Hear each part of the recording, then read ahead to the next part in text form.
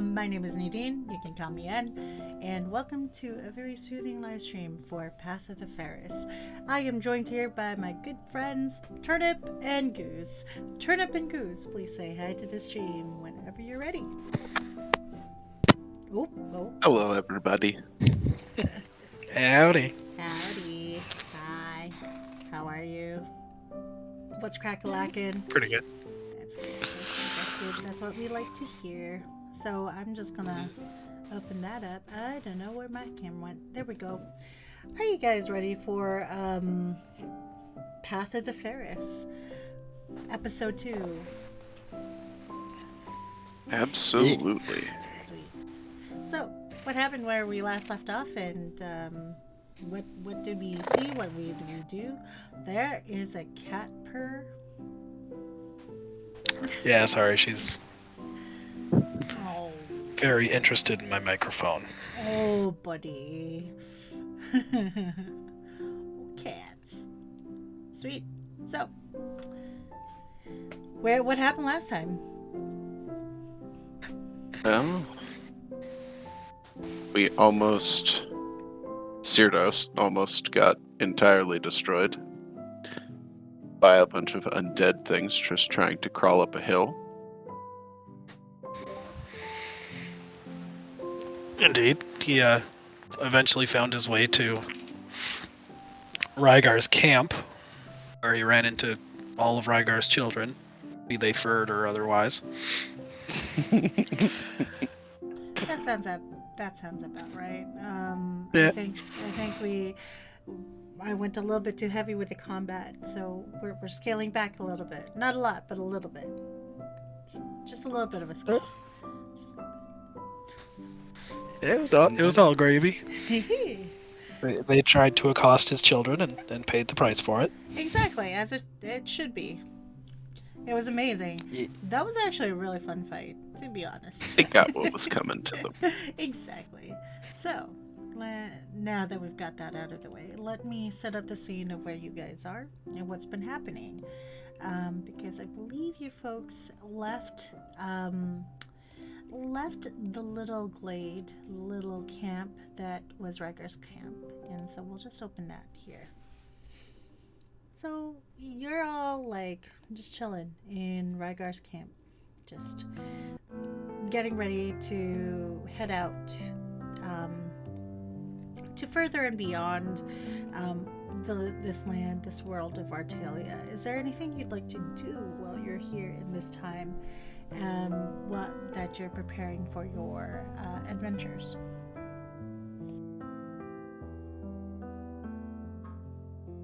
Just packing up supplies mostly.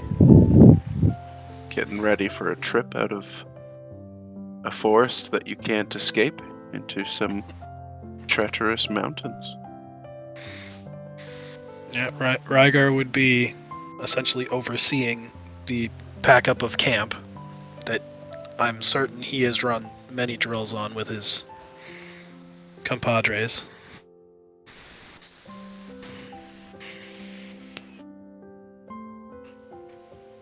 Absolutely. So as you prepare, you make your preparations.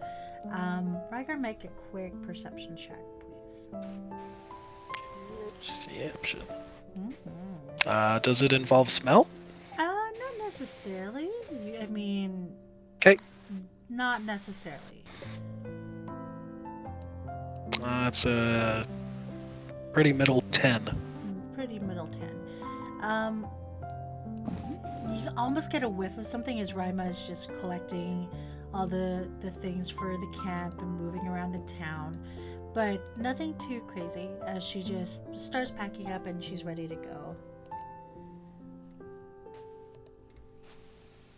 He kind of goes over her knots, makes sure everything is tied securely. Gives her a nod once he's approved of them. Did I do good? He tousles her hair and says, "Yep, you all of these are well done. Okay. You have learned well." He goes off to corral Volk into the... I don't know, should we still call it a sled? It's not technically a sled anymore. It's Into their home. it's a home. It's a mobile, cute little home. Yeah. As you prepare and make your way through what feels like a lot of forest, you come across what could only be trees just crowding in and around both of you. Cerdos, is there anything you'd like to do at this time as you're going through the forest that feels not only impassable to cross, but also just a place filled with light and awkward, eerie quietness? I think for the first time, actually just feeling comfortable, and even in this eerie calm, Cyrdos is finally with a friend. He just takes a big relieving breath of this fresh air, almost relishing just this moment of companionship. And there's just a happiness at seeing how Rygar has managed to just compose this tight-knit family group. They're cohesive, and it reminds him of old times. And he just smiles. As the both of you, along with the small brood of children and animals that Rygar has pretty much just surrounded himself with, whether he cares too deeply or not, and lets it show, that's up to Rygar. However, as you're going through the passage of the trees and so on and so forth, we're going to introduce a travel mechanic that I've been reading through for a while. Essentially, as the day progresses, you'll be able to kind of do checks throughout the day to see if there's any dangers up ahead. When you do so, you can use perception or your history or survival or nature, one of those four, whichever you are the most proficient in, to kind of navigate your way through this part of the world. Because surrounding you are plenty of ruins, but there are also plenty of dangers nearby. Whenever you're ready, we will roll for the time of day using a d12, and then you will roll that on the D&D Beyond and just tell me the result. Once you've done that, and you've told me the result, I will get you to roll a d100 die, and then we will see what you find during that hour. Because you have the cart with you, there are rules to the cart.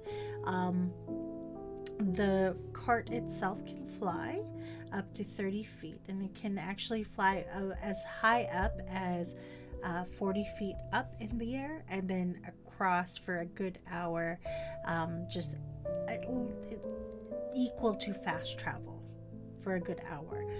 So that will cut portions of your journey through the forest remarkably well. Having said that, you do and may get into a chance of running into people that do not like flying objects, so be prepared for that. Lastly, and most importantly, if there is a check you'd like to try and do, you can roll a d20, or you have the option of rolling 2 d10s. The choice is yours. Sounds pretty good?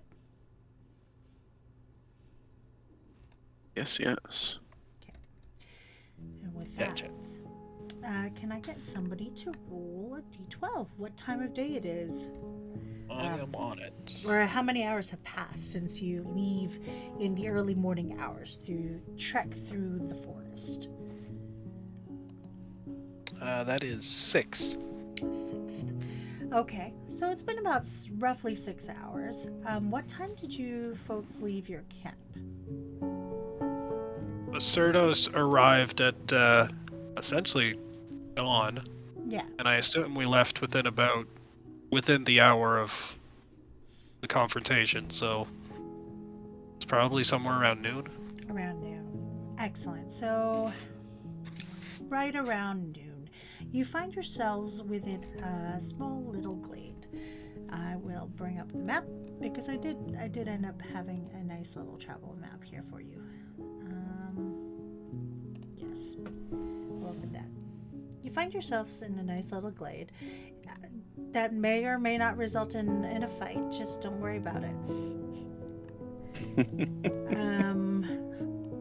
I don't know what you're gonna do, but you're here in a glade. It's about noon. Everybody's ready to go. Rima is looking at her father, going that same little look that kids get when they're ready to eat.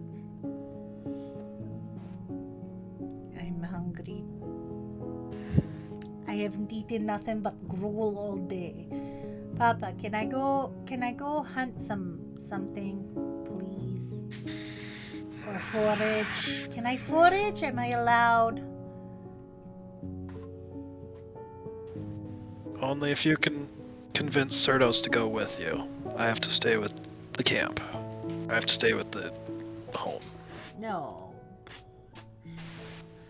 Mr. Cerdos. Nor. What? What am I supposed to call him? I call him Mr. Cerdos. Is that okay? Not That okay? is. That's more than okay, isn't it, Cool. Mr. Perfectly Cerdos? fine. That is perfectly fine. Just for the time being, until I get a proper token, this is your cart. It's a big ass 20-foot cart. No, you know what? 10 feet. Yep. 10 feet, right? 15. We'll go with a 10. Yeah. That's your cart. Fair. A huge little cart there. Yes.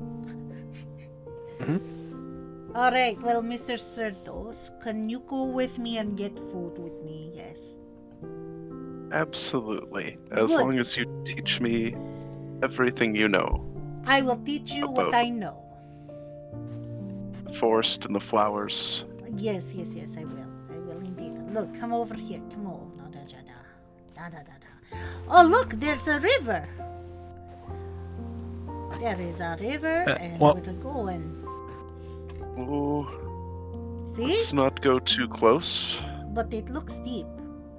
You know how far what- deep it is? Too deep Once for they're me to no, be comfortable Yeah, with what- this. once they are no longer in earshot, Yes. I look to my little Tressum buddy, Yep. kind of do a hand motion, point towards their disappearing visages, and kind of toss them off my shoulder.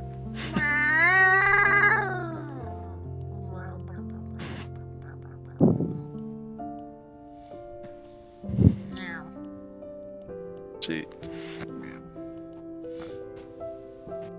he's they've done this dozens of times. She's never left without a chaperone, whether or not she knows it or not.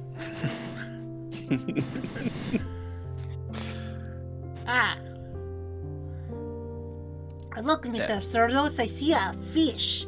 If I go down, it shouldn't be that far. Look. See? I can see. Oh, it's about 5 feet down. It's fine. I can do it. I can take it. Stay up here. I'll Roll a persuasion. This kid I'll is... go ahead down there myself. This kid is ready. Oh, 9. That was so close to an 18. Just as you reach out and say, "Stay here," she goes Haha! Can you roll her dexterity check for me, or an acrobatics for me, for her stats? Papa Orc. Yeah, no, that's not ideal. That's a 6. You hear a loud splash. Oh no! Cyrdos is immediately jumping in after, fearing the repercussions. No sooner did you leave these poor souls to do the foraging that your daughter had wanted, Rygar, Beta comes flying out of the forest, hissing and just meow, meow, meow, meow, meow, meow, meow,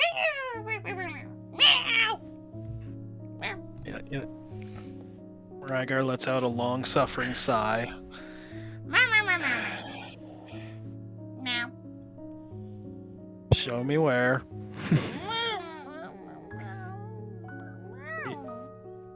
He turns to Volk, points to the carriage sled, and says, up, and immediately goes up to its, 20 feet, just above the tree line, but not like silhouetting itself. Sure. Roll a stealth check for Carriage and Volk. What would that be? You have 3 children yourself. What's your stealth? My stealth Mm-hmm. is a +2 with disadvantage. Excellent. So roll me a D100. Okay, great. That's a 29. 29. Okay. Give me a second. Sorry. Yep. I'm consulting a book for this roll. Okay. So it will go up and it'll hold just as you'd like it to. The rock formation that's just kind of beside your wagon right now, it's actually kind of a very tall, very steep looking cliff that's kind of overshadowing this little vale that you find yourself in. So for right now, where the cart is and where Volk is, it's at least 20 feet up, and then the rock formation goes up another 60 feet. So it's a good 80 feet total for the climb. Gotcha. The trees around you are anywhere between 15 to 20 feet up. So at least 100 to 200 years old, within that range in terms of how old these trees are. So it's not that bad. So it's hidden enough that it will hold, but there is a shadow where you can see where the cart is. So if anyone were to look up, they would see the shadow of the cart, and then they would see the cart. Fair. Yeah, that works for me. Okay. He looks to Beta, does the whistle saying fetch, essentially. Meanwhile, I need Rygar. I need Cyrdos, and then our good little fisherwoman there to try to do an athletics to try to get back onto shore. All right. Oh, well, that's... 10 and 11. 10 and an 11? Or is that a nat 1? That's a nat 1 for Rima. Rhaegar, just as you approach, you watch as your daughter goes deep under. Like, she legitimately, bangs one of her hands. She will take 1d4 damage, so you might want to do that. She scrapes, and you see a little bit of blood go in there, but you see her dart through, and as she bangs her hand, she goes, ah! The current is a little bit too strong for her. Papa! Cyrdos will stop trying to get to the shore and let the current take him to try and catch up Absolutely. with Rima. Sure. Move your token. this is a little bit too peaceful for the amount of that's currently happening right now. The Oh, boy. soft sounds of slow danger. Yeah. Just a little bit. Just a little Uh, bit. Is there a particularly long branch within arm's reach that Yeah. I can reach up and Yeah. tear There's- off to try There's and... a couple of vines nearby, yes. Okay, yeah. Short order, just axe. Throw essentially a lasso at his daughter. Excellent. Between the two of you working together, can I get both of you to roll me D100s? Before you roll, let me tell you the stakes. The highest number that you roll, you're going to need to see if you can beat it with your proficiency. Sorry, not proficiency. Your skill modifier. So say it's an athletics check or some sort of stealth check or some sort of like acrobatics check that you're trying to do. Roll the d10, and if your modifier beats the highest number on those two d10s, then you will be able to roll. Then you'll be able to double it, and you'll be able to successfully, with some struggle, complete the skill check. If that makes sense. Sorry, run that by me again. Okay, then never mind. We will roll. No.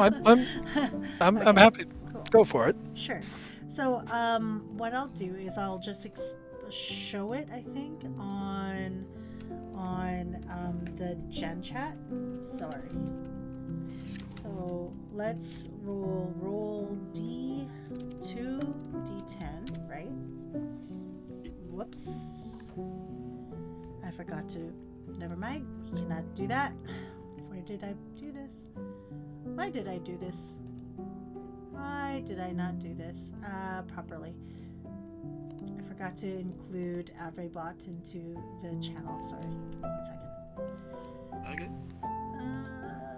Avre, come back. Get in here. Great. You can view the channel. You can send messages. Yes. Let's just do that. Yes. Sorry about that, guys. Woo. Okay, let's try that again. So roll 2d10. So a 7 and a 1. So if your skill modifier can beat the 7, for instance, on the 2d10 that you roll, then you'll be able to complete the task that you're attempting to do with very little difficulty. If your modifier doesn't beat that roll, for instance, then you have to you'll have to work together to see if you can use both of your skills and beat that roll. I'm not explaining this well. I understand it. It's kind of like In Iron Sworn. Yeah. So the idea is like just try to beat the 7 using whatever skill modifiers you're able to, and just add your skill modifiers together. So chopping, if I'm understanding this correctly, yeah, I roll my 2d8s, 2d10. add my 2d10s. Yeah. Add my athletics, and then I have to beat 7. Correct? How about we go with that, because that does make more sense. Okay. Yes. How about that? So beat a 7. All you have to do is beat a 7, Jordan. I mean, you know what I mean. Yeah. Is that okay, Goose? Yeah. Cool. So rolling 2d10s. Yep. You're trying to beat a 7. I got a 9 and a 1. That beats it. Great. So you'll latch onto her. You're able to get to her. All right. And just as an extra hand here, now that Cyrdos has a hold of Rima, he's going to cast Unseen Servant for a little bit of extra reach to kind of like daisy chain towards this stick that Rygar is holding. Sure. How did you do, Rygar? I rolled an 11, so that beats it. Plus athletics makes it 19. Excellent. Even with the help of the unseen servant that Cyrdos was able to finally cast, you're finding that your magic around this area, Cyrdos, is active. With the magic that is cast with the unseen servant, you watch as invisible hands seem to kind of grasp onto the vines that you've laid down, and then just kind of push it over towards where you are a little bit better, Cyrdos, and you're able to latch on without very much fanfare. Rygar, you're able to pull both the vines, the invisible servant, Cyrdos, and your daughter out of the water and into this area of the ledge here, onto that landing pad. I got a fish in her hand. Okay. Very small minnow. Oh, that is not worth it. Oh! Kind of bends down to eye level with her and it's like, and now you must clean it and share with everyone. As he kind of looks pointedly at the tiny fish. That's the rules. You know the rules. Try not to get the home damp as I just pat her on the head. Very, very Stand quickly, as you are talking like that, you watch as Beta flies down, swoops the minnow right out from her sister's grasp, and flies off. No! Oh, ain't that just the luck of life? Next time we should try looking just for some berries. There's some berries right there behind Papa. Oh, perfect. I look at said berries, it's like, and I give Rima a side glance, it's like, it's not very nice. You know what those berries do. Like, they just give you like a little toots, that's all, okay? Kind of gives Cyrdos a side glance. Like, she can be spiteful. Try not to get damp. As I pat him on the shoulder, helping him stand. Oh, how have you done this for so many years? I will always prefer the quiet of a library to this menacing outdoors.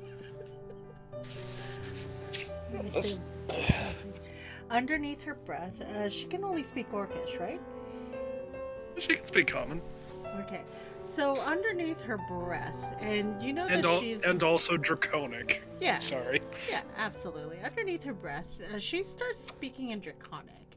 And, Cyrdos, can you understand Draconic? Can both of you understand Draconic? Not a word. Great. No. No. You hear...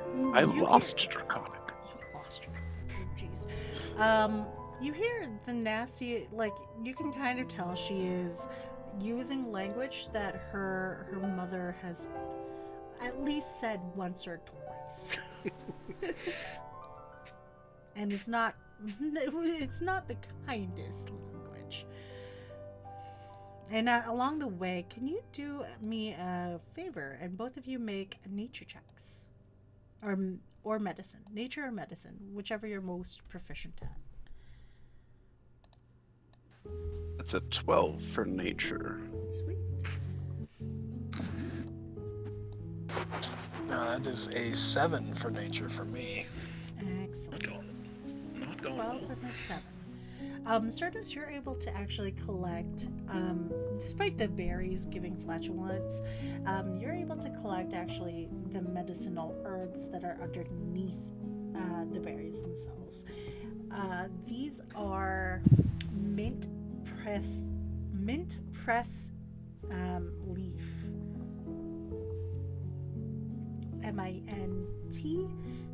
MINTPRESS. Mint press. And Right. when brewed into a tea, they do offer a very soothing flavor and will offer you 1 point of healing, similar to goodberry. All right. And that is what you're able to find. You're able to get like a clump. Meanwhile, back at the camp, you watch as Vo kind of lolls out their head of the cart a little bit, looking straight down at you, and you see a little bit of a puff come out from their mouth as if they're so bored.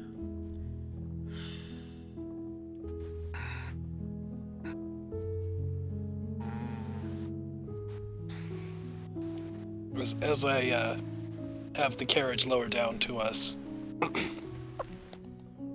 I look to Rima and then Volk.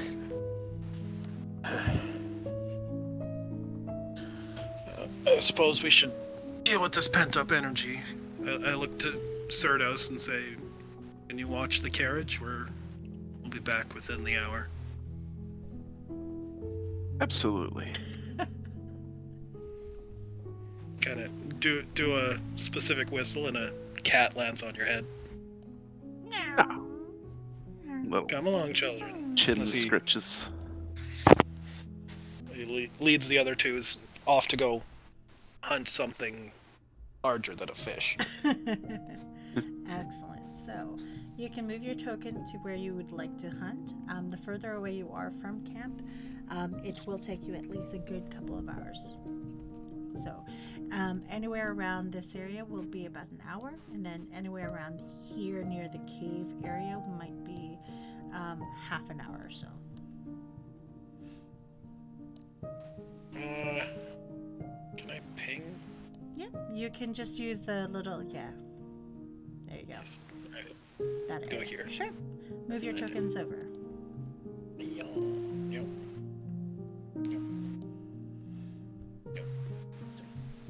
As you are hunting, I just kind of want to make sure that we have a little bit of time here to hunt. What are you looking for specifically? Rygar's probably looking for something along the lines of deer, stag, things of that nature. Sure. I assume the other two are looking for something more ferocious, as they are children.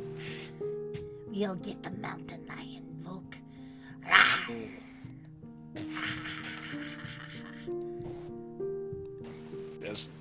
As just walking, it's like, we will leave the mountain lion alone. You see a Just as little puff of it smoke from do Volk. us. Just a little puff of smoke from Volk going. Okay. It's like an older brother kind of going. Okay, fine, okay. I can deal with it. Roll me survival and and add your perception modifier to it.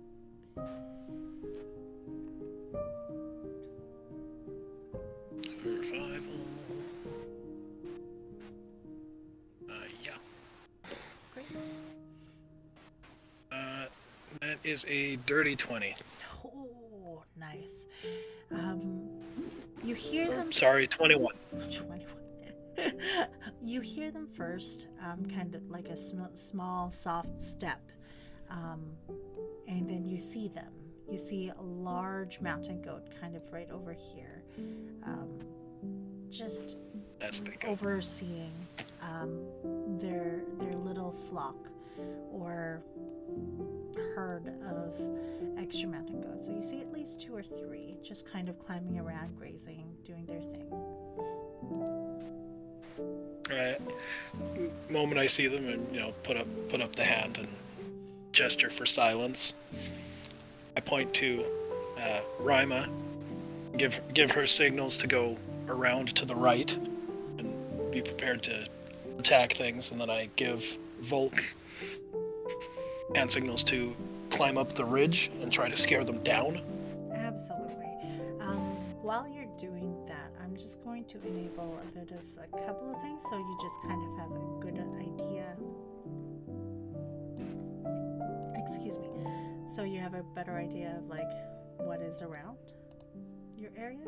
Why is this not doing it the way I want it to? 1 second. No, I want it. Oh. Not the goats, no. Not the goats. There's 3 of them. They no, were innocent. They were Yes. innocent in all of this nonsense, honestly.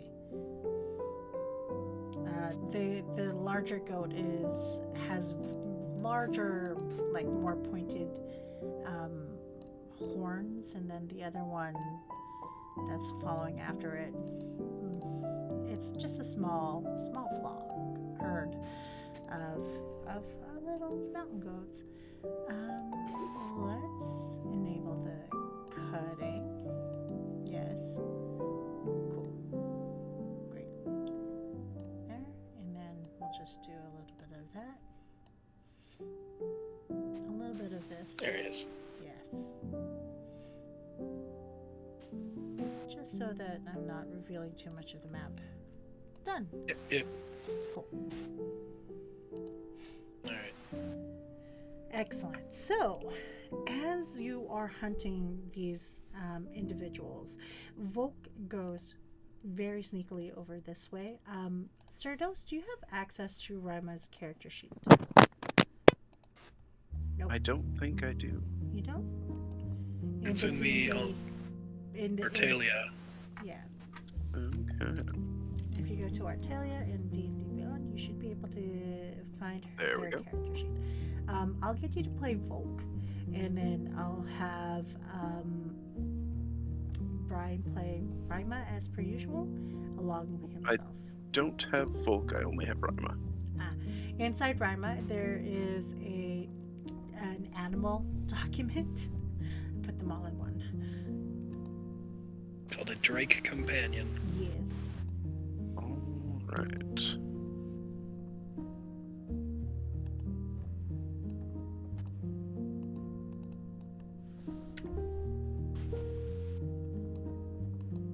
There is also the Moon Dragon itself.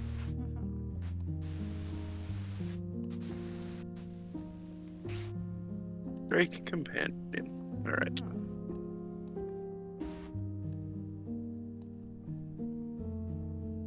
Any instance of acid you see is radiant. Just FYI. Okay. Yep. I'll sort it out. Yeet. I was gonna do one more thing just so that you have a little bit more space to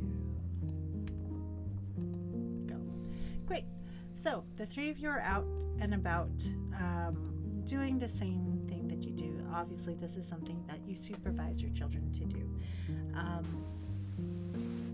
Both of you make stealth checks on these individuals. One for Volk, one for Rygar, and one for Rima. Specifically Rima.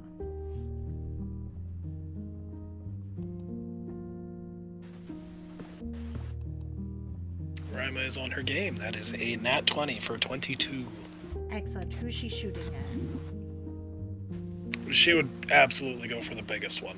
Of course. Absolutely. Okay. And how did Volk do? Or they're sneaking around? It's a bit of a mess around. No. I got an 18 plus the 1, so a 19. 19. It doesn't take you both long to hear a bit of a rustle as one of the goats disappear from the ledge. And then the other one, the bigger one, just kind of falters a bit as they go down, almost hitting the ledge of this particular thing. And then they just kind of scramble a little bit. Rima goes, oh, come on. And you watch as it goes down and you hear a wet flop, a little bit of a as you hear certain things kind of moving. Beyond the tree line, you're not really able to see it, and then the other one gets spooked, running away, just disappearing out of sight. Right, Rygar sighs and heads to the river. You catch the creature is just kind of clinging onto a bit of roots that are coming out, and you hear Raima go, "Yes, I got them!" And you watch her dart towards the creature that she shot, and you see that she's already kind of detangling some of the roots. She's struggling with it a little bit, and then meanwhile you hear a satisfied grumble off to the side.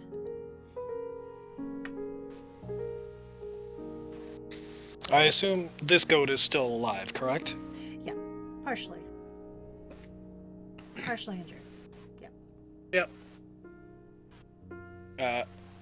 Rygar, as it's struggling on the bank, kind of grabs one of its horns, hauls it onto the beach, holds its head down, and looks to Raima and says, "You know what you must do." As he holds out the hilt of a dagger. For a moment, you see the hesitation that Raima gives you as she looks up.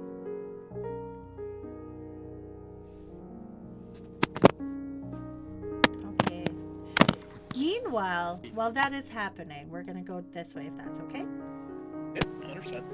Thank you. Sorry about that. Raima will go ahead and proceed as you've taught her to do, but her movements are very slow, and you notice that about her. Meanwhile, back at the camp, you've never had a cat or a pet before, right? No. So you find yourself with a large winged cat that has decided that your lap was the best place for it, and it's purring rather loudly, and it just purrs, just like. If anything I've heard about cat creatures is correct, I guess I'm stuck here now. Scratching behind the ears. Do you drink tea?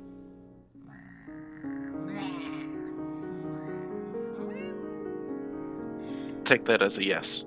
You feel claws dig into your thigh a little bit. Okay. Just myself then. I think I have some dried meats here if you would like. The most attentive looking cat stares right at you. Place down a little it's like a little handkerchief cloth, some cut strips of dried meat, and start brewing a nice bitter root tea for when everyone comes back, and try and get a fire going for cooking. As you sit relaxed for this midday meal, you hear nothing but cat. You hear nothing but nature. This is the kind of nature that appeals to you, Cerdos. This is nature, not the other stuff. 1 second, guys. You might hear a cough. Sorry about that. I think I might be coming down with something, so it's just like right there. Oh no! Somebody at work was a little bit sick, and I have to train them. So, as you're brewing your tea, meanwhile, Volk is bringing, like you can hear the sounds of Volk struggling with their kill. But as time goes on, Raima is already proceeding to do what you've taught her to do, and all three of you really work up not only an appetite, but also just work off some of that excess energy from the morning before. But Raima does look a little bit more solemn than you've usually seen her look. Um, Rygar, as she just finishes cleaning up the dagger and cleaning up the the animal and the creature as you've taught her. As she's washing the dagger in the stream, I kind of sit cross-legged behind her, and I know it's not your favorite, but this is the life of a hunter. I know you dislike the killing blow in that regard, but you know it is a mercy at that point, and it is dishonorable to let them suffer simply for your comfort. Yeah. It's like Mom said that I had to hang out with you a little bit because it was just really important. This is fine. It's okay. Volk is cool. Everything is good, but it would be nice to not have to hunt all the time for a little bit. I kind of miss home. You know, home with Mom's home, but I know we can't really go back there. Not for a bit, No. but What did you do in Icehelm anyway that people really dislike you? Like, it's so pretty. Like, the ruins of Mara are so pretty, and Mom had the best place, but then you came over, and then things happened, and like all those weird noble people just came up to us and was like, you can't stay here. Fill your silver scale. So what did you do in Icehelm? Rygar kind of looks a little uncomfortable, but he's like, well, long story short, the noble who ran the city got corrupted by something. I'm still not 100% sure what it was. It was an elder god of some sorts. We may or may not have made that thing angry and caused an avalanche that took out a third of the town.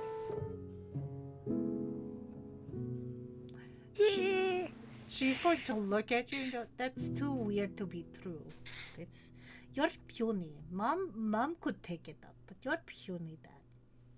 Oh, that's actually how we met is the wrong term, but she got captured by the thing. Oh. Collared. Oh. I hope you beat up that dude then. He deserved to go. He exploded. Yes. Oh.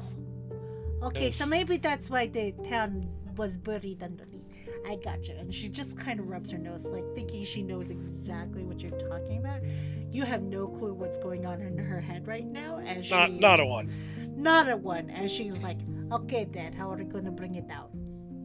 Uncle Sordos, or Mr. Sordos, sorry, I don't know him. He's not my uncle. But Mr. Sordos, he's kind of weak.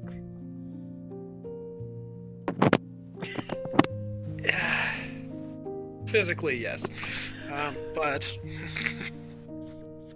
there's more than one kind of strength. You'd be surprised. As he takes the goat skin and essentially wraps up the meat, shoulders it. We should be heading back now.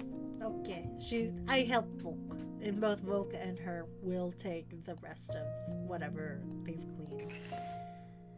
Okay. Over. How about this? Yeah. I'll let you do that. Meanwhile, you've spent the nice and better part of an hour, Serdos, just cat in your lap. It's been very nice.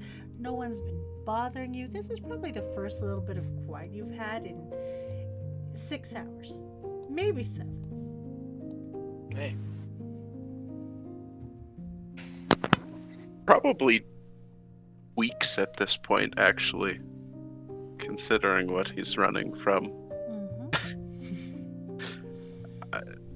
He should probably come back, and he's just like fallen asleep with a cat on his lap and a book on his chest. He's just leaning up against a tree. Pure relaxation. As you are asleep, you hear the steps, the heavy footfalls, the... Oh, why are the goats so heavy? It's because they're full of vitamins and minerals. Are you sure? You see where they live. What else would they eat? People? He kind of lifts up the goat's mouth, shows these are for grinding, not for tearing. Oh, so they eat... Kinda- Oh, okay. That's kind of cool. And she's distracted enough by that, like, biology lesson to be like, okay. Just kind of unceremoniously plop goat sectioned meats beside Cerdos and start making a fire. Cerdos, you find yourself approached by a very dirty, very harried, very messy, very slightly bloodied child.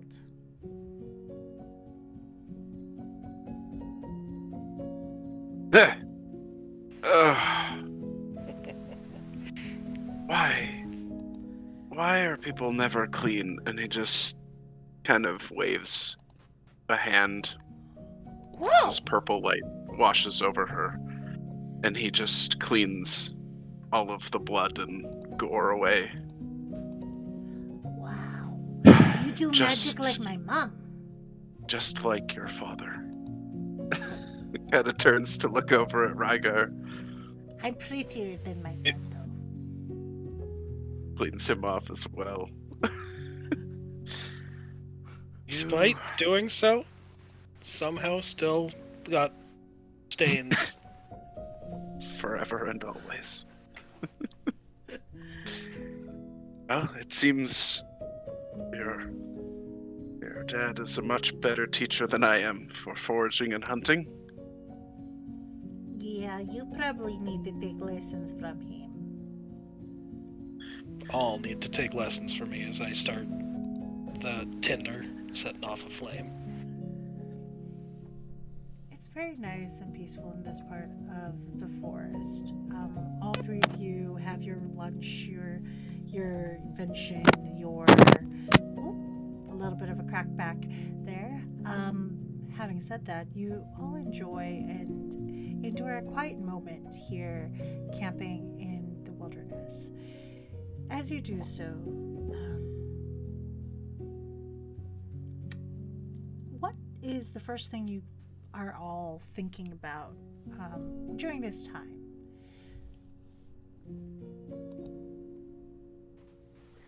Rygar's probably kind of scanning their tracks and thinking, like, logistically, if that group found them, that likely wasn't all of them, and where the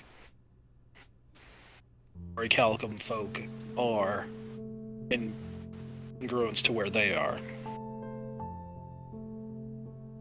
So he's kind of all business at the moment. Cerdos, the child in front of you sits down and seems to be very interested in the book that you're reading. But at the same time, there seems to be something about her that seems a little bit off. Just based on your interactions with her and Rygar, any child of Rygar would be energetic. And she is very energetic. I mean, she helped you have a bath in the stream nearby. Would I be able to roll insight to see if I can pick up on anything Absolutely. particular? Yeah, absolutely. That's going to be an 18. What is her deception skill there, Rygar? Or if you guys have her Yeah. set up? Deception. 0. She wears her heart on the sleeve, this kid. Obviously something's definitely bothering her, and both of you can pick that up. But Cerdos, you sense a very almost similar kind of sadness in this kid that you might have experienced once or twice in your lifetime. Both the first time around and then the second time around. As you both are kind of looking at each other momentarily, and she kind of just looks down again. And then she looks down again. You can try and hide behind your energetic youth. But I can tell something is troubling you, little one. You don't have to talk about it. But if you keep it bottled inside, it will eat away at you. Do you know how to write? Yes, I do. I know how to write in Draconic and Common. Orcish doesn't do writing, right, Papa? He gives a non-committal grunt, and in the ground beside him writes 3 different runes that are in Orcish. That aren't Orcish, right? They are in Orcish. Oh, okay. And she reading them says, "Go back to school." Your daughter gives you the biggest, little sticks out the tongue, mad as heck, ugh. Fathers are weird creatures, They're terrible at making people laugh. Ha. Okay, fine. We have writing. It just looks like that. Well, I'm glad he's taught you not only survival skills, but ways to keep your brain sharp as it can be. I'm like going to being sharp. give you something special. Oh. You write down whatever's troubling you in here, and you can look back on it later, and it will show you the amazing amount of growth you've managed to pass through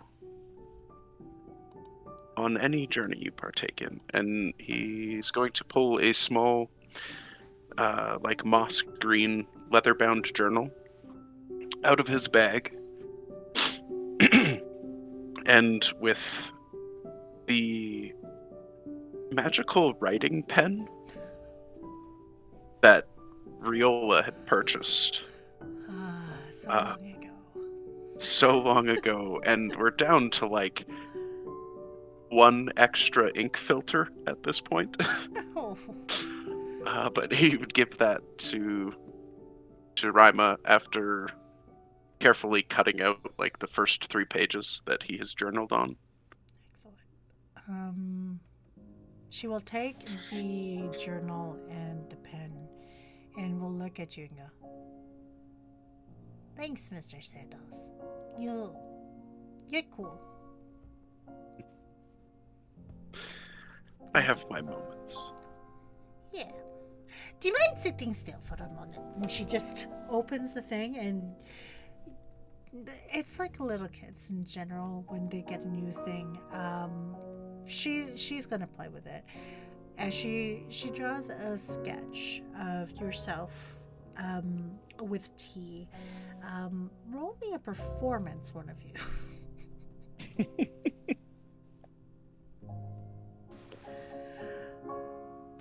Rima's performance is 14. Surprisingly, this kid is skilled. She's managed to capture Cerdos's face and body type a little bit. She almost, not quite exact, but with a little bit of practice and a little bit of time, maybe even a few more materials, her way of capturing people, in terms of visually as a drawing, as a piece of art, could be very beautiful if she applied herself.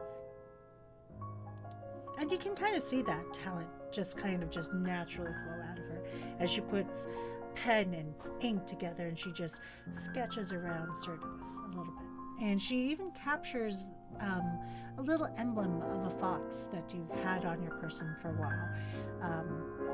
She kind of pauses at it. Papa said to stay away from foxes. Is that why? Papa, why am I supposed to stay away from foxes again? Meh. And she continues drawing. Sound advice. They always lead to trouble. You get a grunt of affirmation as Rygar stokes the fire and starts preparing the meat to be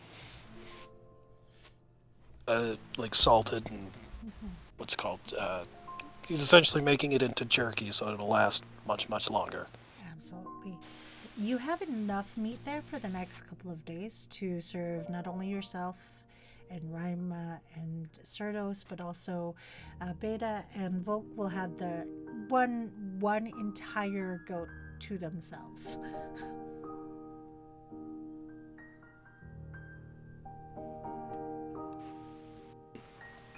It's good news. Yes. Volk will belch out a little bit as there's nothing left but bones of the creature that they've consumed.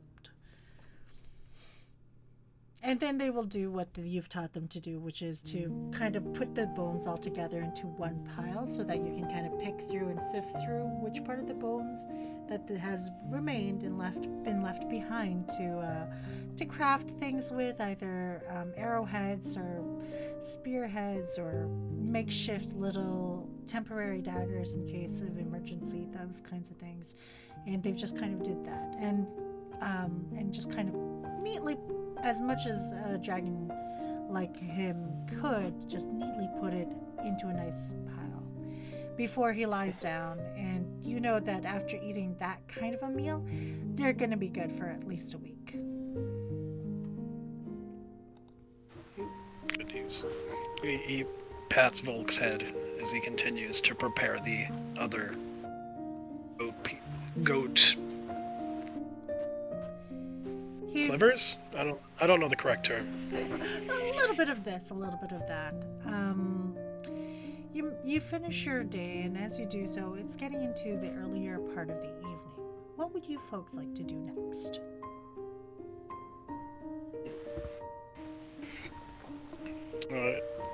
Pack away all of the stuff all the meats that I've prepared. Take them over to the wagon, put them in their respective storage. As we do that, let's take you to your wagon. Okay. Yeah. I've been waiting to show this on stream and for you guys to be able to play on. So I'm super excited to see what this is going to look like for you guys. Just give me 1 second. And whoop. Let's see if that'll look nice. See what's gonna happen. There we go. And there we are. Nice. Let me get your tokens out. And you guys need to just go back to size. About 20 feet should do for accuracy, and then she'll be about 15. Yeah. Cerdos, you can be about 18. Guess. Children are usually smaller. Surprisingly, Vuk is quite big. He's still a dragon. Very much so. There. There we go. As you make your preparations and do what you need to do for the evening, traveling with children is always often a little bit more difficult than usual. How would you like to work on your watch?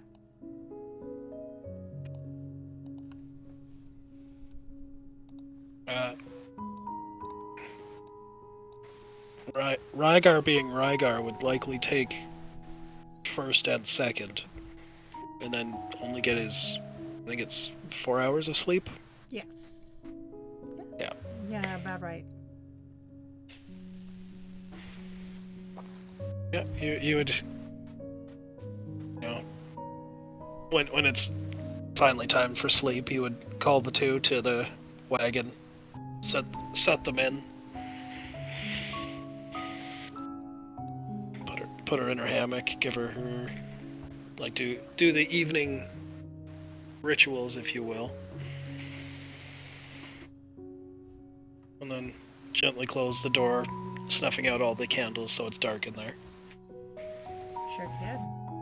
As you let her sleep, as well as Volk, you hear the soft rustle a little bit as she seems to be going to sleep very gently before you hear the telltale snores of your daughter sleeping. And for once, one glorious moment, both of you are alone, no children except for a cat, on Serdos's lap, by yourselves, in this quiet moment in the dim firelight. As you do that, Rygar sits down heavily in front of the fire, kind of shuffles the logs around, more or less just stoking the fire, but more or less just pushing it about for something to do. He turns to Serdos and says, now that we're... and glances back at the sled, sufficiently alone, tell me of this problem that you seem to have. Who's hunting you and why? I can gather who, but I need confirmation.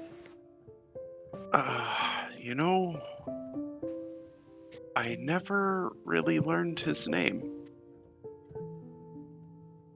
I just... He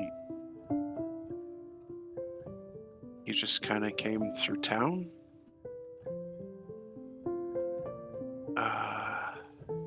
And, being young and stupid, we'll say, kind of treaded on his territory and immediately had to leave.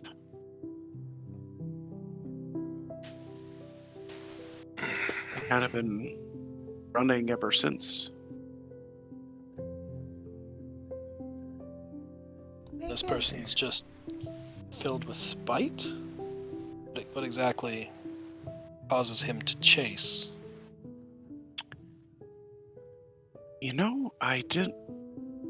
I assumed after I disappeared his anger would have gone away. I mean, Soleil was his consort of sorts. Should have taken her with me.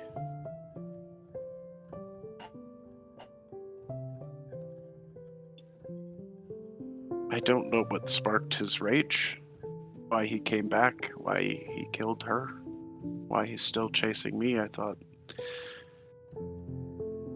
hell, even when I died, I figured that probably would have taken care of it. Could he be obsessed with that? And I point towards your broken lamp. I don't think he ever knew about that. make a Well, if history he's- check. Make a history check, and then Rygar, make a quick insight check on Certos, please. It's a 16. And that is a 17 on insight. What is Certos feeling? Because you can tell that Rygar has a really good read on Certos right now. Certos actually has no idea why he is being chased. He was 14 when you first met him. Oh. He was just a kid. He did something stupid, and he was trying not to get his family hurt. And he actually believed if he left with Kolvar, or if Kolvar had managed to escape with Certos in tow, that it would all just blow over. And it was as soon as he went back to the Lyceum that it was like it all sparked up again. Roll me a D100, Certos.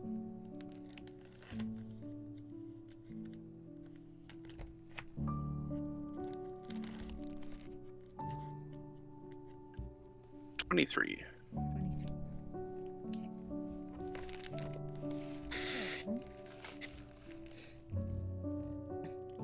23, you remember and recall that sorry, I have to look at my deep notes because it's been a while.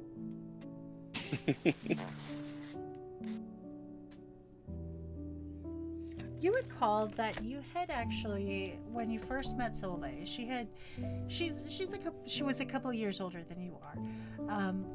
That she was the one who caught you just as you were passing through at one point, having seen something kind of untoward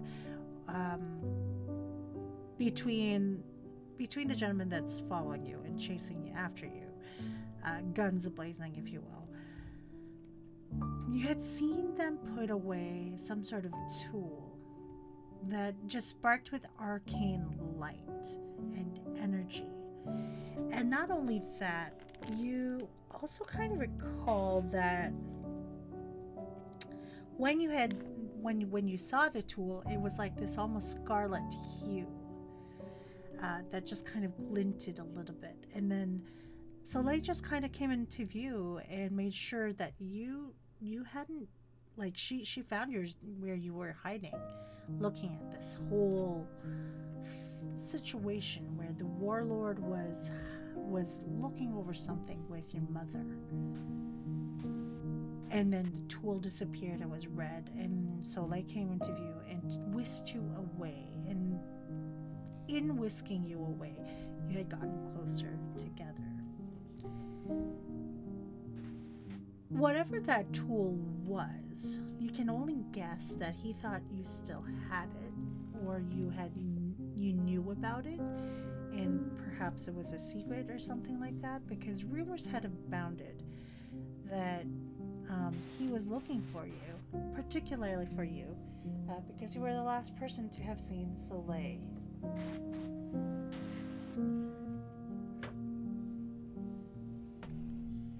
And whatever that tool was might have been a reason, but even with a 16 on your history check, some of the details are murky. I do remember seeing some arcane tool. It seemed to be rather powerful, magical. But it was whisked away, and so was I, into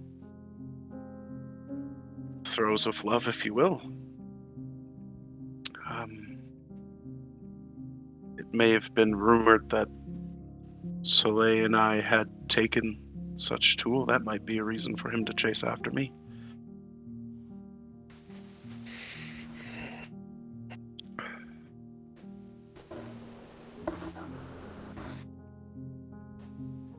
I assume you don't have this tool. I don't. You at least know what it is? I don't know what it is, and I have no idea what it does. My mother was there. She might know. I could get word to her, but I don't want them to kill her just because I've contacted her. Roll me a D100, Cernos, please.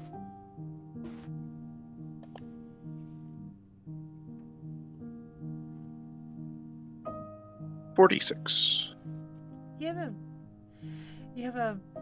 You're on the borderline of how much you know where your mother is. You departed Gloriana just like a couple months ago, with both her and Lati disappearing. You don't know specifically where they are. Whatever knowledge they took, they made sure you didn't know. And they had left. They had left Gloriana about around the same time when you did. Whether or not you conversed about it beforehand, I don't know. But you have a 46% chance of knowing where they could be in the world, which isn't great.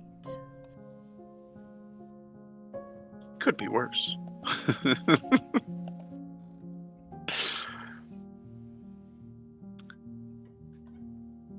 I don't even know where we could find them, to be honest. I know they wouldn't have stayed near Gloriana. They would have gotten as far away as possible, especially if they do have this tool.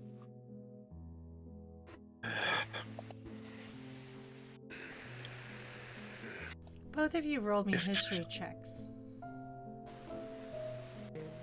Sorry about that. A 9. 9, okay.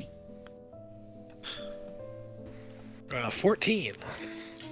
You saw in one of the caches that your partner, you're amicable at any rate.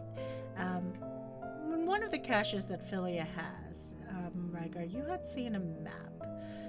And judging from what Cerdos has very likely told you, if it's somebody chasing him, it could be from one of two places, particularly if they're noble. There's the nobles that you encountered in the past.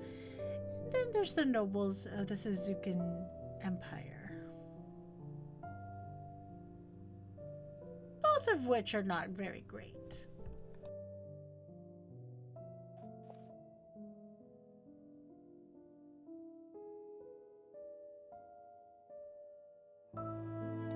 Did we lose him? Hold on. Oh, we lost him. We lost him. Did we lose him? Oh, there you go. There you go. There you are. Oh, God. I thought, I'm like, oh, my goodness. We lost you. No, I was muted for a moment. Okay. All right. I'm like, oh. My bad. No worries. This is such a chill. We're chill. We're not professionals, so, like, we're allowed to relax. Yeah. 100%.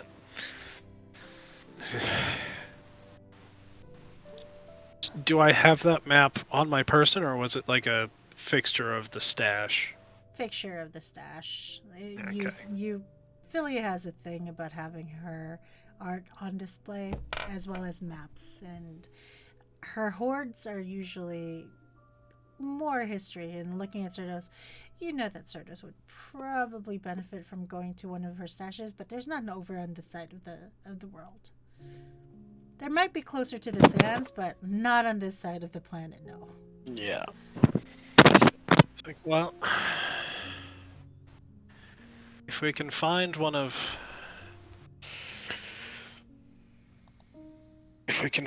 Silver's stashes, we might be able to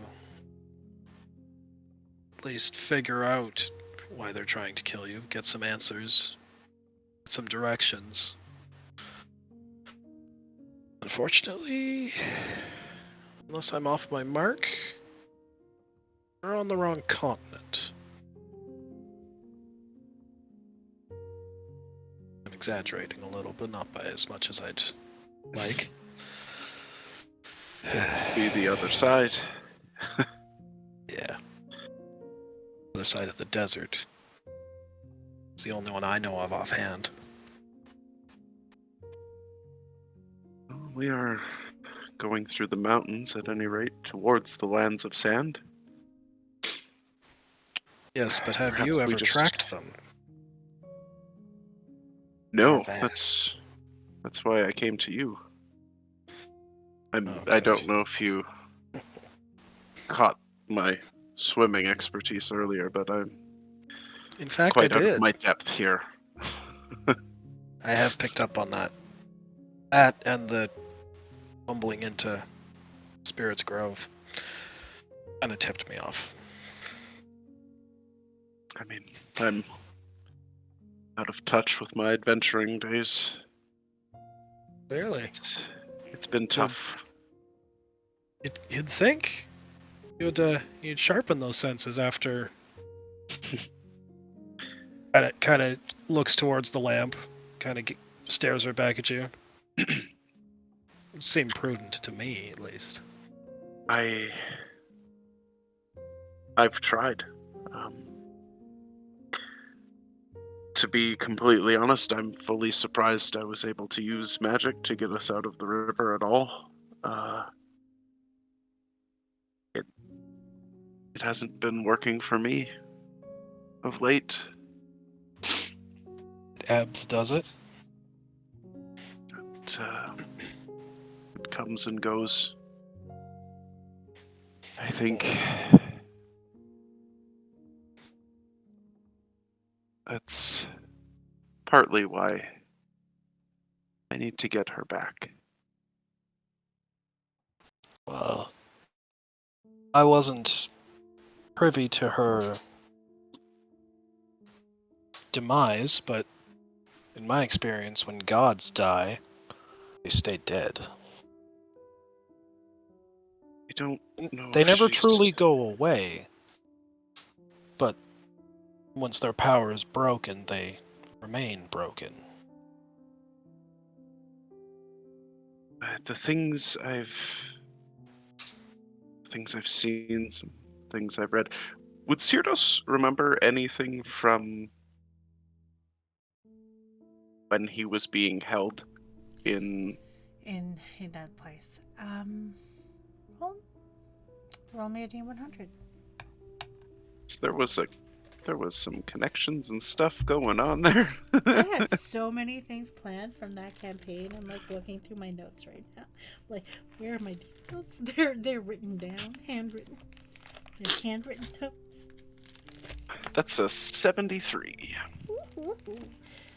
Alrighty. It was 73. Let's see.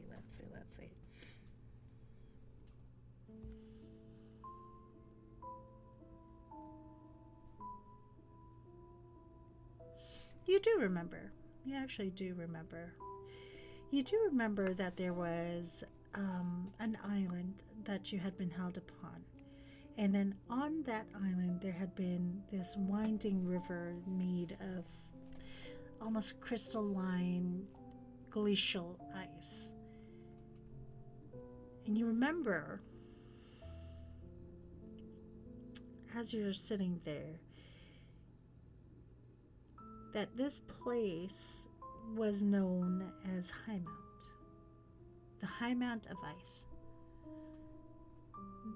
It's a place that had been abundant with almost like strange creatures, almost spiritual in nature, that are small and tiny.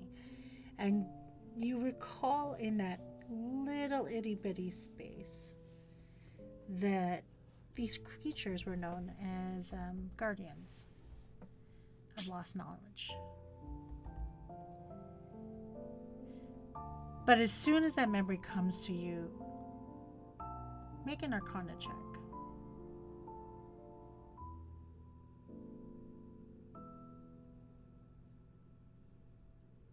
That's a nat 20 for 26. Nice. As you remember that memory, you can already feel the power within your hands kind of filter through, almost like it's awakening. And then you look at the lamp, and very tiny spark is right at the center of that lamp. There is a reason you can still do magic, and it's particularly here in a place that you know has a lot of ruins, has been mainly abandoned and left alone, filled with spiritual energy, as you had seen from the small little cairn that you're in, that you had found, that Rygar had resided in for the better part of 2 months. You recall that somewhere around here there had to be some place that this lamp is being drawn to, because why else would you have this magic return?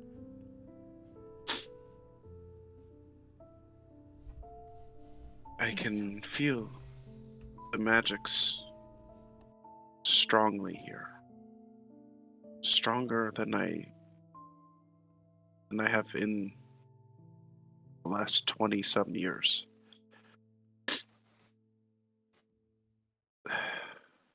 There's something here. I don't know. How do you follow a broken lamp? It sounds like a metaphor. Well, I've always been... That, as he gestures to the lamp, has always been interested in secrets. This forest is almost built on them, so I can't say that surprises me. As for how, that only you and your crippled friend can answer, really. I can guide you through these forests, but I can't lead you to where you need to be. You know them well. Do you... A good place to hide. Do you recall any places of worship? Old ruins? A marble bowl on the side of a trail? Can't recall a bowl, but he picks up a decent-sized rock and just throws it as far as he can out of the camp. He's like, "That probably hit a ruin, knowing this place, or at least the path to one."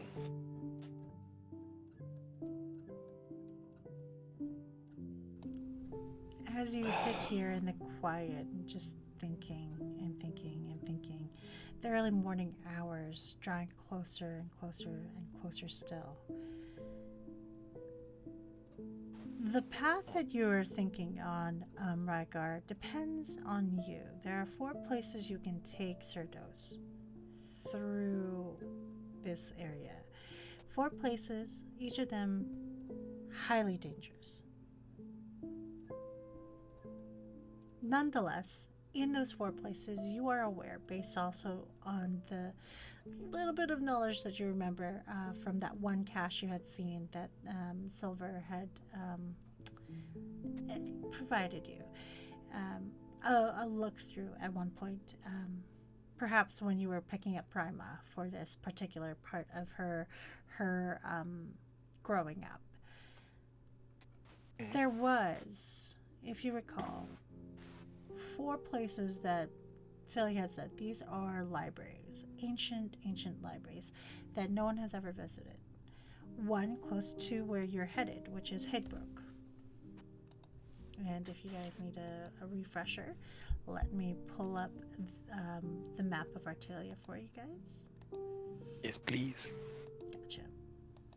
Okay. So, you know that you're headed off to Heybrook, where Cerdos' contact aid world is. You know that there's a library fairly close there in one of the mountain ranges that Philia would have told you about. That particular library is called the Everin Hall.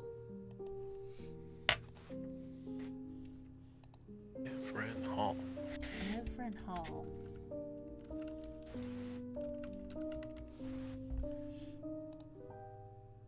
That is one of the places that you would know. It's located in one of the mountains, not specifically. Nothing specifically comes to mind of which mountain, but you know that it's in one of the Henarella mountains. Used to belong to a dwarf that was friends with Philia, but that was a long time ago. Another fairly dangerous place is going towards a swampy area. Kind of overgrown, a little bit more jungly, very close to the border of the heavily guarded gardens of Maron. And that particular location is, let's see.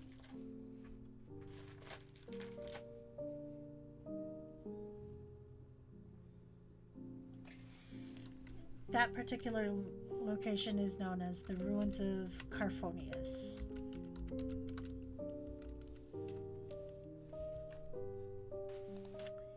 And that one is fairly close to the gardens of Maron, just further south from where you guys are. If you wanted a more specific cache of knowledge, this is one of Philia's stashes, but it does get a little too close to civilization.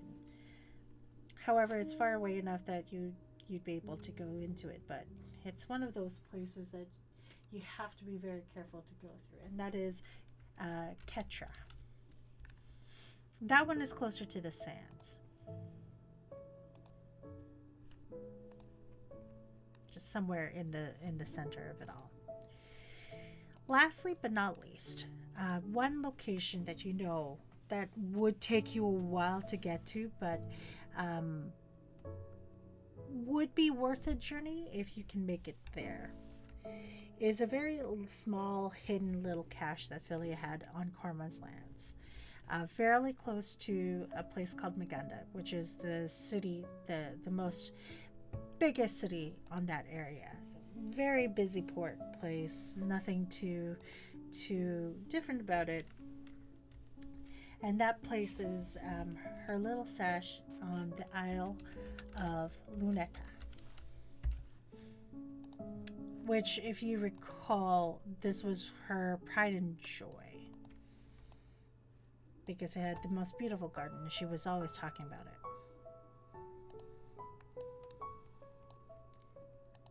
I just realized I used Luneta the clown's name.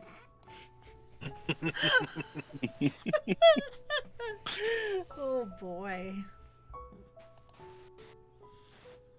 So you have 4 different places you can take Cerdos for knowledge. Each of these locations, 3 of them are fairly close by to where you are and where you're headed, and one of them is a lot farther away. In terms of kinds of knowledge, you know that the ruins of Carphonius, you're going to the borderlands. You're really right on the edge of the gardens of Maron, if you go that way. And you know, the deeper you go towards the gardens, the more heavily haunted that area and location is. It'll be fine, but with a precocious 10-year-old and with a hyperactive dragon and cat in tow, as well as Cerdos, you're gonna have your hands full trying to just keep everyone together. Yeah. And if you go to the ruins of Carphonius, you know just offhand it's just going to be dangerous. Everin Hall, dangerous for other reasons. It takes you a little bit too close to civilization in the sense that any one of the cultists could probably find you. Same thing for Ketra. Those are the things that are going through your mind. The Isle of Lanetta is a little bit too far out, but it would be nice to just go there. Looking at your daughter, she probably misses her mom. Out of all the places that Velia could be, the Isle of Lanetta is probably one of the safer bets, just because she's probably there because it's one of her favorite places to stay. Gotcha.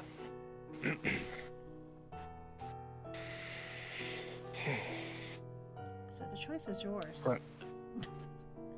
Rygar looks up to Cyrdos and says, "How good are you at dealing with ghosts?"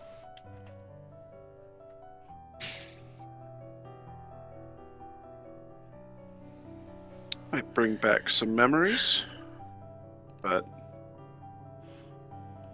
I worse seem to things recall to deal you with. spraying them with the magics. That is no longer an option, or at least no longer a stable option. So, and be honest with me. How are you at dealing with ghosts?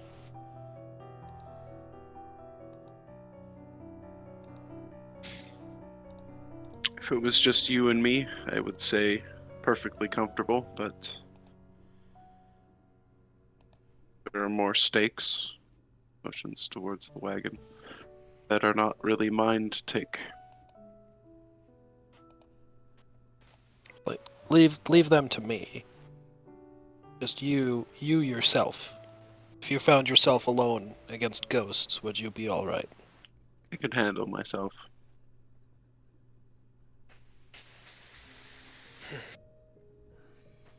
Then we have one of two destinations that are nearby. Both offer their own problems. Both offer their own secrets as well. South of us is a ruin by the name of Carphonius, I believe his name was. It's not truly important. No, I know that. Rygar probably doesn't care about the name, to be fair. Yes. Carphonius, I believe his name was? Yeah, doesn't matter. He hoarded secrets. I don't know much past what could be found in his base, in his home. What I do know is that it is distressingly close to the gardens. And those gardens are bursting at the seams with wayward, lost, and often malicious spirits.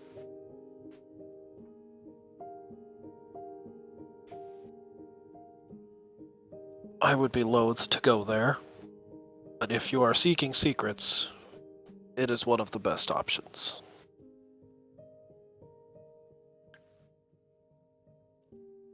The other option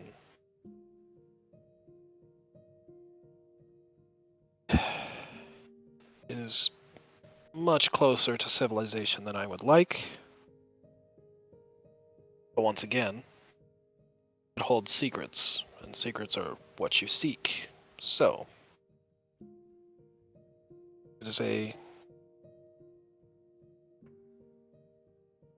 rundown library by the name of Petra. Holds vast sums of knowledge, but has a fairly good chance of us being, if at least seen, spotted. That would make my life difficult.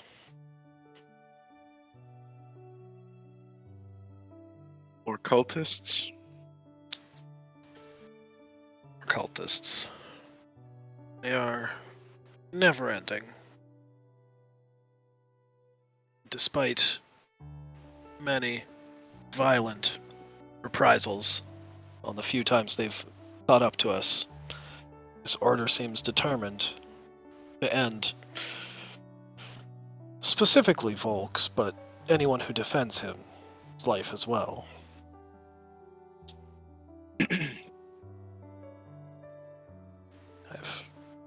This is kind of a weird realization, but we kind of have a better track record with cultists than with ghosts. It'd make That that is certainly poor young true. man pee himself. He shouldn't have been there. No, he really Clearly shouldn't. wasn't ready for what he signed up for. Did we leave him locked under the stairs? He did. I'm sure he found his way out. From Or the he No, didn't. I cart, think they killed him. from the cart, as Serto says, I think we killed them. Rabbit will come out. Look you too.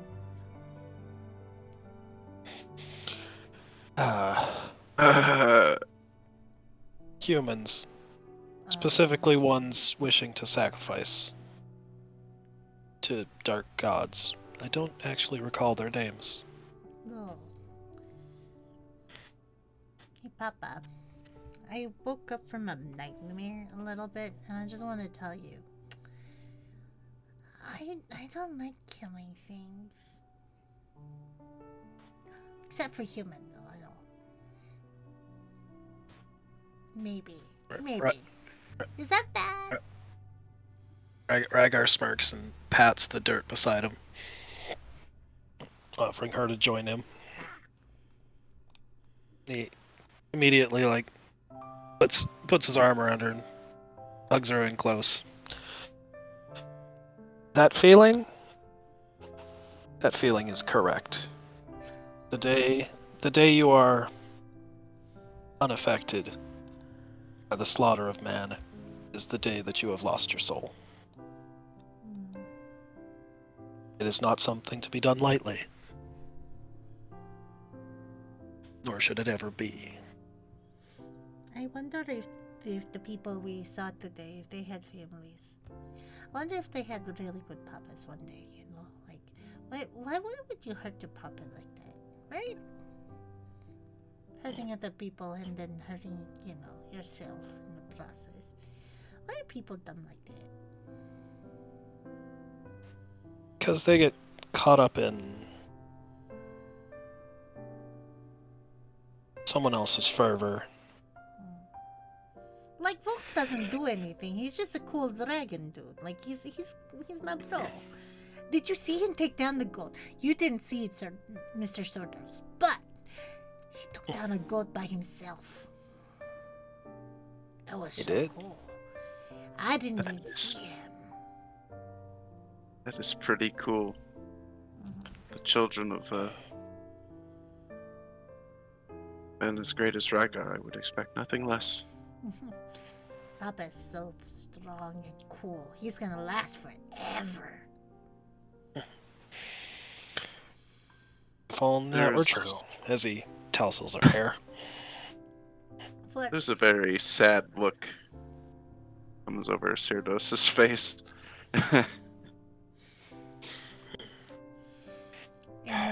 in the quiet and in the dim light, you hear light snores, and she seems more peaceful now. Volk just has his head just kind of resting, kind of looking up at you, like just kind of looks towards the cart, looks towards you, looks towards the cart, looks towards Sturdos, and kind of huffs.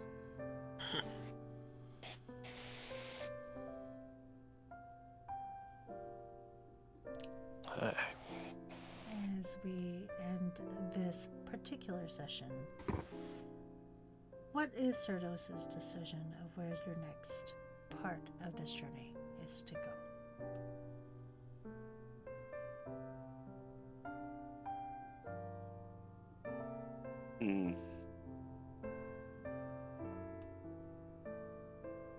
Does the name Carphonius mean anything or bring anything up for Cyrdos? Looking at your memories just over the past 20 years, I mean, there's a lot that could be missed in 20 years. What do you think? If he was anyone who studied any kind of summoning or creation magics, the name probably would have come around. If it's not that, then it means nothing to him. Okay, I'm gonna roll a dice. This is my first roll so far this session. Interesting. Okay, let me roll a dice. And let me tell you what I think. I'm going to roll 2 sets of dice, and I won't tell you what I'm rolling, but I will tell you that I am rolling the dice in real life. Oh, wrong dice. That was a good roll, though.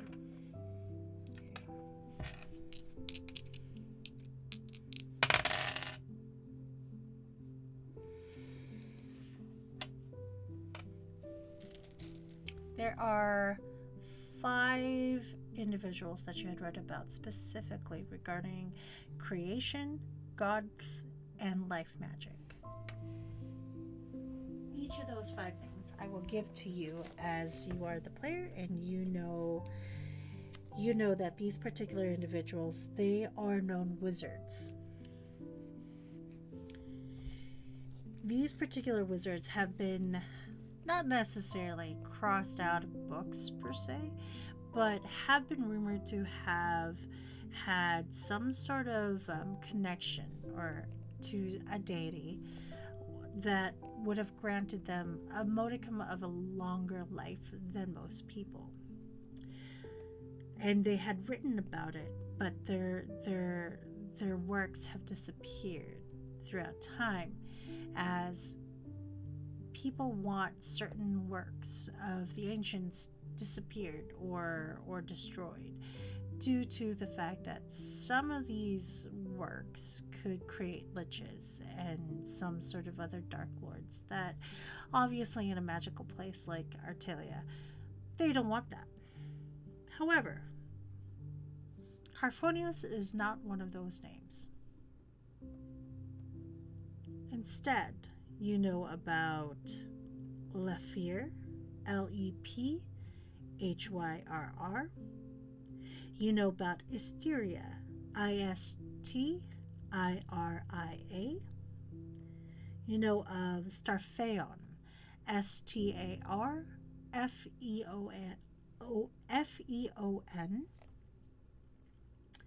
You know of Veas, Veas.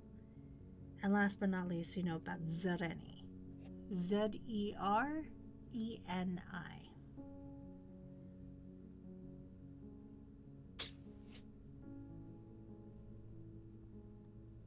Those are the names that you recall when it comes to wizards with magic. The only time Carphonius has ever kind of come up in your understanding in situations is that he was a healer. Not a noble or great healer, but a healer. Particularly during the times of the Blood Wars, he had made sure to heal as many individuals as possible.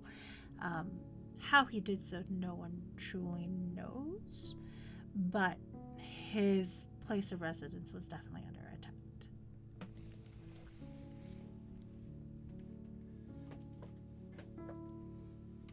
Cyrdos looks over to Rygar and his family around him.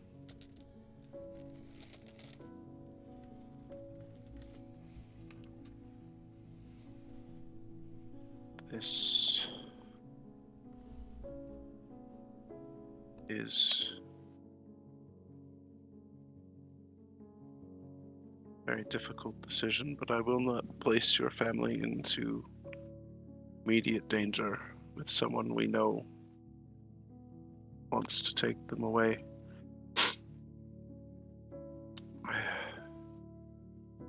If you feel we can protect your family from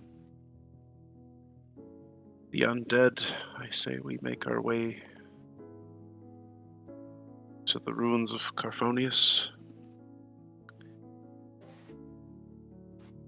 At least there, we're not expecting anyone to be outright hostile towards us, just invaders in general. True. Although they've caught the scent. They're not likely to give up easily. So this conversation could be moot. Very But we shall true. see. But perhaps, I mean, smaller group, being us, can probably move quieter and more easily through haunted lands. Perhaps they will get caught up and dealt with before they even get to us. Well, in my experience, cultists have never been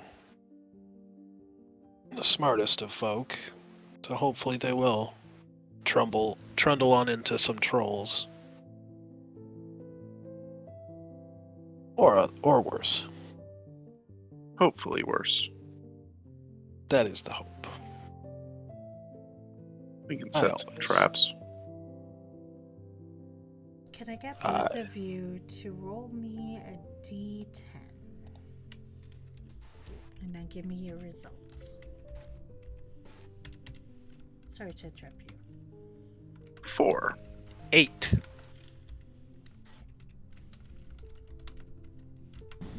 Okay.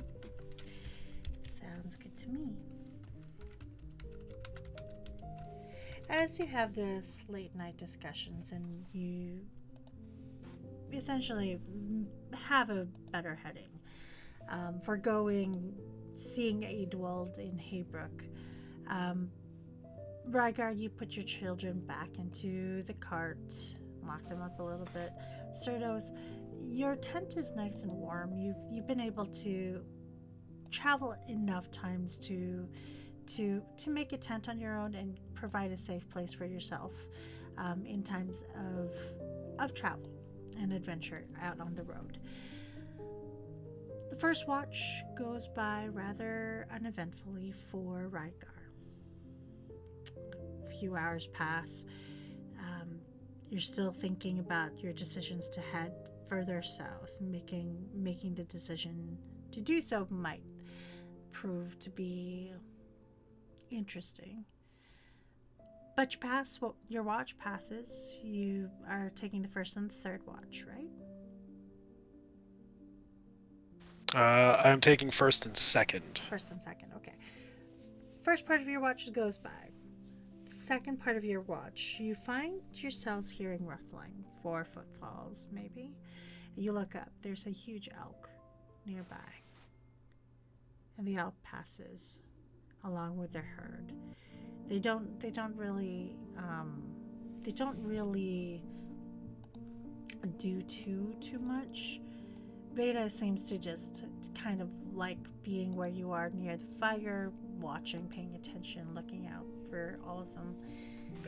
And that's what happens during your first and second watch. Is there anything specific in this moment where Rygar is all by himself, watching over his family, watching over his friend? What is it that you would like to kind of consider or do at this time?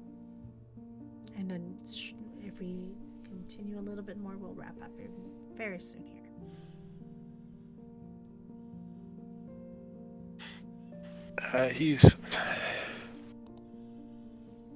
As he's sitting there just contemplating, he already has the at least loose route mapped in his head. He's idly whittling a piece of wood, and he realizes it's not very good, but he's essentially made a little little dog or a wolf. Looks down at it. Does a quiet prayer to the wolf mother. Keep his plan that he's kept himself free of harm. He throws the little wolf into the fire as some sort of offering or respects. Just watches it slowly blacken and crack as the fire keeps going. He stands up and looks around to himself. Just, what am I doing? Roll me a religion check. Let's just do the funny. Let's go deep. Let's see what happens. Alright. That is a dirty 20. Well, Wolf Mother on your side. In the distance, you hear a very faint howl. South, a little bit east, depending on where the wind is carrying. Maybe, just maybe, you'll be fine. But you're not sure because shortly after the howl of the wolf, you hear a rumble far off on the distance coming from the north. Thunderclouds. It's gonna rain tomorrow.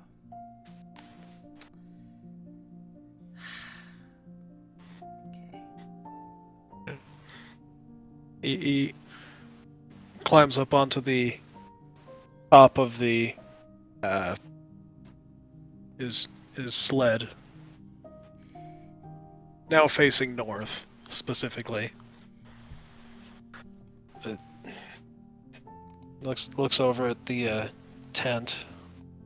Says, I promised him that I'd keep him safe if he ever came back. I promised them too, as he kind of looks towards his children. I can't do both. I can't do both, and I can only do one for very long.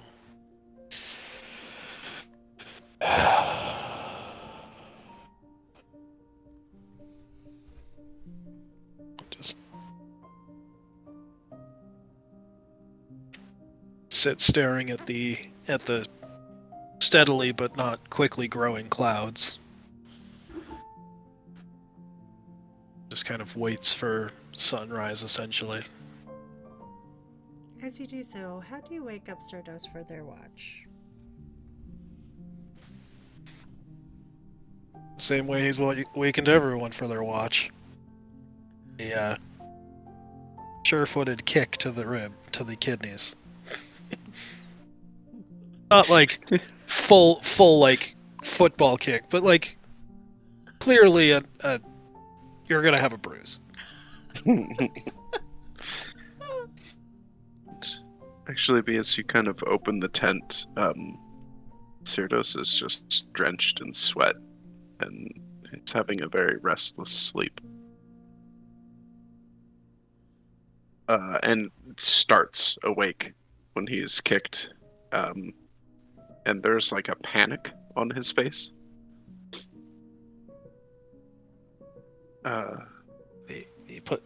Rhaegar puts an arm on your shoulder.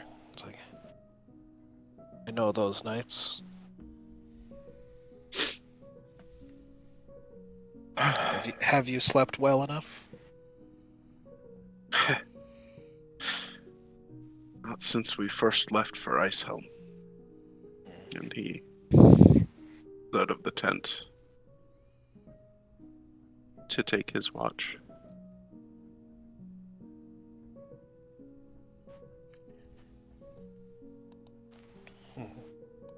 As he crawls out and starts essentially setting up, like, It's likely to rain in the next few hours.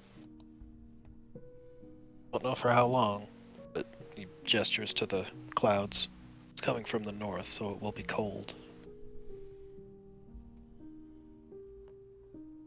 Thank you.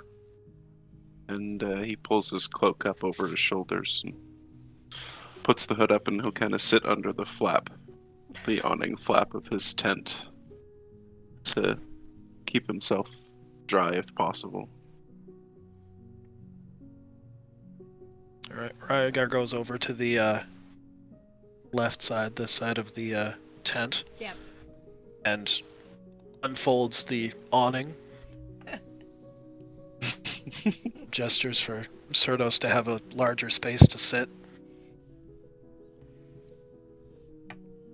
Just be mindful of the wind as he steps up the steps and goes to his bed.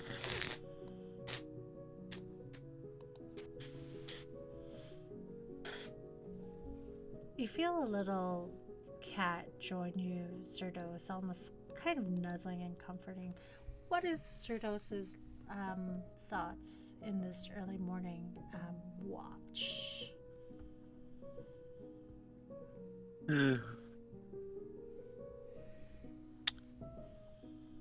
Initially, would be back to the reoccurring dreams he has, and the continuous feeling of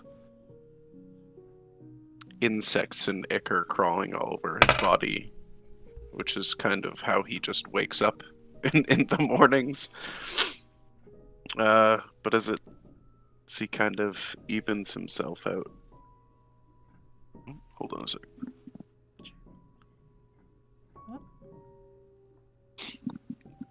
He settles himself into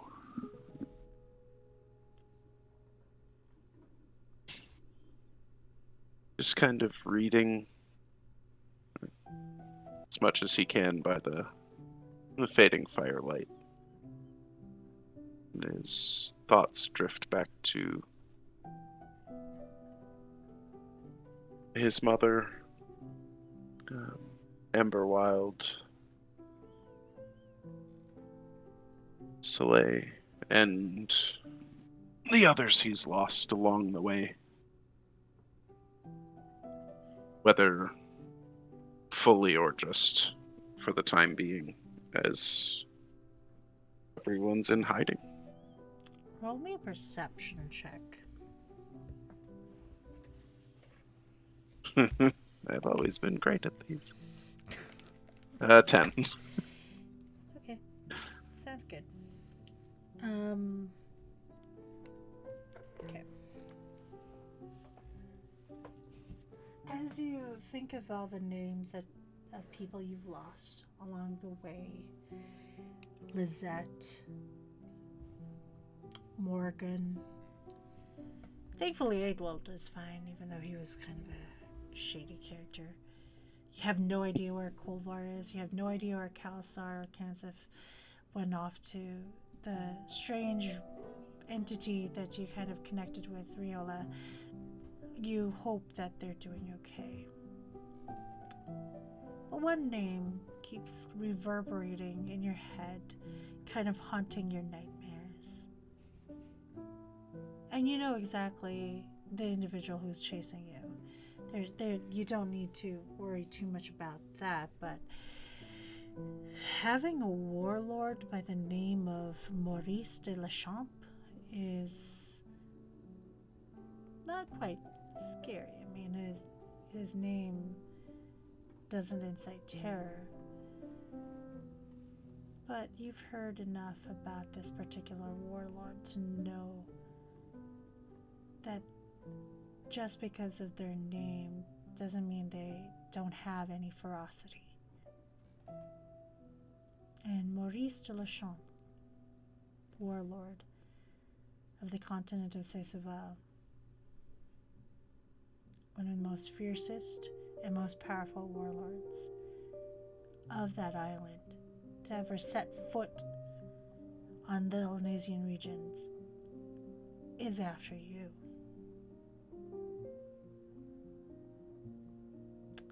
And you've heard enough stories to know that he is ruthless. And whatever it was that your mother held that day was enough. Was enough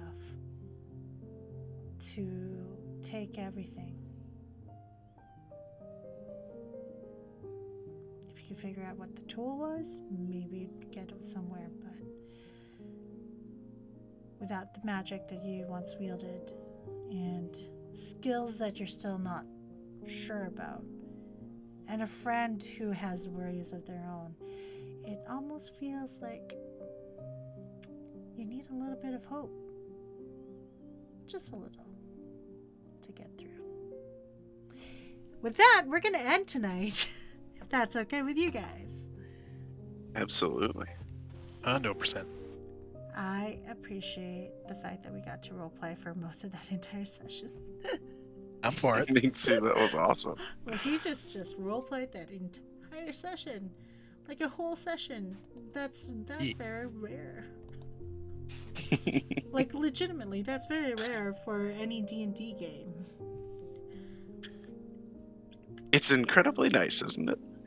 It's so nice when you get to just roleplay and figure out who your characters are, even though you haven't played them in, like, almost a while. So, like, I think a year. You guys haven't played your characters since, like, almost March last year. Yeah. Yeah, This is sounds true. about right. Yeah, and now you get to play it this year, so it's like, it's really nice. It's really, really nice. Now, having said that, for the folks who are watching, thank you so much for having joined us. We really appreciate it. If you like what we do here, we just do chill games of tabletop role-playing, and we're not professionals by any stretch of the imagination. We just like to build characters and build stories and share our experiences with the rest of the world. So if you like what you see, just come by and stop by and chill with us, because why not? It's a vibe. Having said that, let's go. We're gonna end the stream. Come see us in another couple of weeks. If you like Path of the Ferus, yay. Otherwise, come visit us on Sunday, where I really dig deep into the horror genre. We'll find out in the Night Frost Manor. That's going to be on Sunday. But to the two of you, thank you so much. As usual, it is an honor, and I hope you really enjoy the vocalizations with Rygar's children. 1000%. No, I did. I'm really enjoying playing Rima. No lie. And random cat noises. She's good people. Both of them. Interesting characters. And Voke is a good buddy.